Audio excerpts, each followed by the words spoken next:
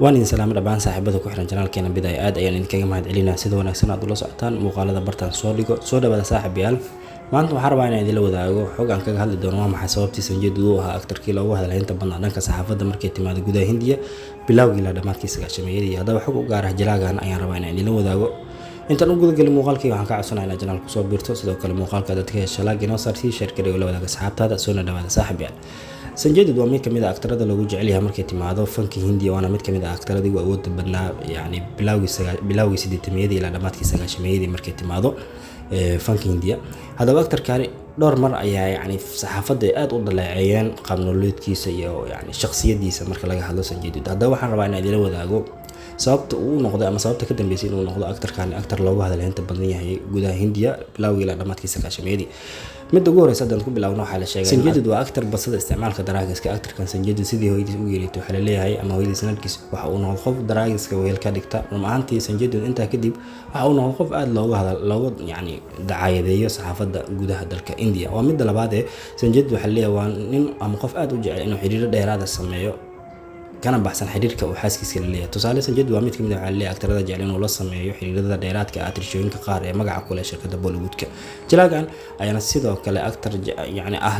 jecel inuu sameeyo xiriiro ka dheer midka uu leeyahay midka xaasiisa sida darteed warbaahinta ayana mar walba ay jilaagani aad u dhaleeceeya kuna tilmaamay inuu yahay aktar yani jecel inuu gabdhaha وعنسن بولود كوكو عياره أما حرير بين الله سمعيه ومدة هذا إنه أكتر كان نقطة أكتر يعني الله هذا الهاي أما هذا الهنتي سيكون بدأ تلان كاسيو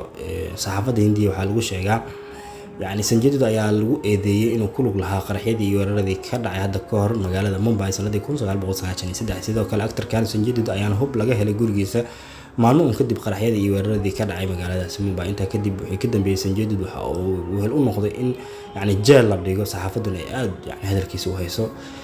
ومد أفراد أما صوابت أفراد وحللية جلاجا Sanjay Dutt أيانا كمد أها أكتر جور كبدن جلاجا أيانا جور سدي جبر لجو مجعبو رجع شرم سنة دي يكون سجال بقول سديتني تضبطي وحقنا يقول الشلبة جبر لكن نصيب حمو وأيكجيريو دي سنة دي يكون سجال بقول سجاشني لحد Sanjay Dutt أيانا أنت كدب جريدي حاس كيس حرير لسه بيجي جبر موديل السهات تاصل لجو مجعبو جريريها بيليا وقت بدن إسلاقاتين كدب وأيكلتجين لبضوضة Sanjay Dutt أيانا مركب دم جور سدي سنة دي لبقول سديت جبر لجو مجعبو منيات دوت وانا تنهض ودحدا يقول الشلبة عرور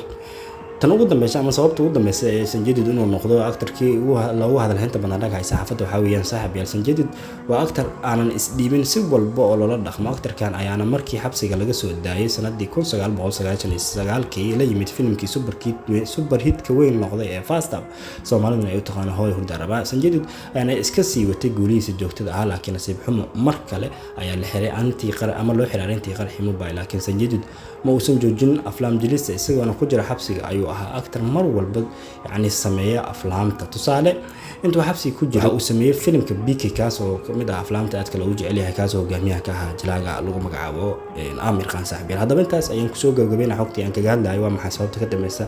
Sanjay Dutt inuu noqdo aktarkii looga hadal inta badnaa dhanka saxaafadda markay timaado gudaha Hindiya bilawgii ilaa dhamaadkii 90-yadii fadlan haddii aad ka heshay muuqaalka like noo saar sii share gareeyo la wadaaga asxaabtaada oo aan ku mahadsantahay daawashada muuqaalkeena